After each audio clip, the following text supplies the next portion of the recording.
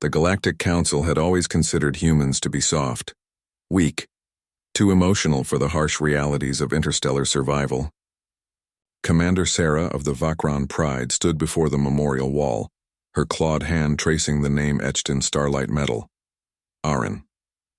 Sarah remembered the day everything changed. 3 cycles ago, the Vakran, apex predators of the Andromeda sector, had dismissed humanity's application for military partnership. Their species stood 9 feet tall with obsidian scales, razor-sharp fangs, and strength that could bend steel. What could these small, fragile primates possibly offer? Then came the raid on Outpost Talon 7. Sarah had been there, leading a convoy transporting younglings to the breeding sanctuary. 12 cubs barely past their first molt, chattering excitedly about becoming warriors. The Skrillex pirates had ambushed them in the asteroid belt, a coordinated strike that should have been impossible to detect. Their ship's hull breached. Vakran soldiers fell defending the nursery deck. Sarah took plasma burns across her chest, her vision blurring as she dragged herself toward the cubs' chamber. She could hear their terrified squeals. The Skrillex were coming. That's when Aaron appeared. The human liaison officer, barely 5.5 feet tall, assigned to their ship as a cultural observer, came sprinting down the corridor. No armor, no weapons except a maintenance torch and a mining pick. The Vakran warriors had mocked her for weeks, calling her the soft skin, making bets on how quickly she'd flee combat. Aaron didn't flee. She positioned herself in the doorway to the cub's chamber, her small frame blocking the entrance, when the first Skrillex warrior rounded the corner. A creature twice her size with acidic saliva and serrated claws, Aaron attacked with a fury Sarah had never witnessed. The human moved like liquid violence. She dodged the alien strike, jammed the torch into its eye, and swung the pick into its throat. The Skrillex shrieked, and Aaron kicked its corpse aside, already facing the next attacker. "Stay behind me," she shouted to the cubs in broken Vakran. Blood streamed from a gash on her forehead. "I won't let them touch you." Sarah watched, paralyzed by blood loss and awe, as Aaron fought 7 Skrillex alone. The human's body wasn't built for combat. Her bones broke, her skin tore, her muscles screamed, but she refused to fall. When one pirate lunged past her guard toward the cubs, Aaron threw herself onto its back, wrapping her arms around its throat and holding on even as it thrashed and slammed her into the walls. The cubs watched with wide, terrified eyes as the human choked the life from their attacker, whispering soothing words to them between grunts of pain. "It's okay. I've got you. You're safe." By the time Vakran reinforcements arrived, Aaron had killed 5 Skrillex and crippled 2 more. The cubs were unharmed. Aaron lay on the blood-slicked floor, her body broken, her breathing shallow. She'd sustained injuries that would have killed most species instantly: shattered ribs, punctured lungs, severed arteries. Sarah crawled to her side, pressing her claws to the human's wounds, trying desperately to slow the bleeding. "Why?" Sarah rasped. You didn't have to." Aaron smiled, blood on her teeth. Her hand reached up to touch the snout of the smallest cub, who had crept forward whimpering. "They're children," Aaron whispered. "We protect children, always." She died with that smile still on her face, her hand resting on the cub's head. The Vakran had never known grief like that day.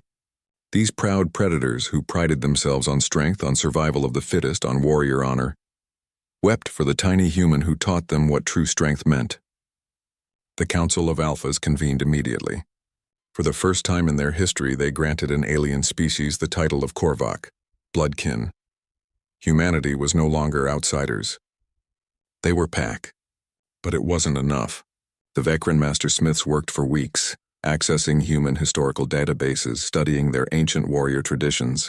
They forged a weapon that blended both species' cultures, a sword with a Vakran plasma edge blade and a human katana design. On every blade, Aaron's name was etched in both languages: Arin, Shield of Cubs, Korvac Eternal.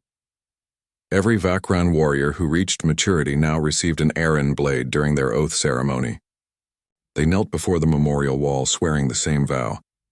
"I am Fang and Claw, Scale and Fury, but I am also Shield. I protect those who cannot protect themselves. I am Korvac. I am Aaron's legacy."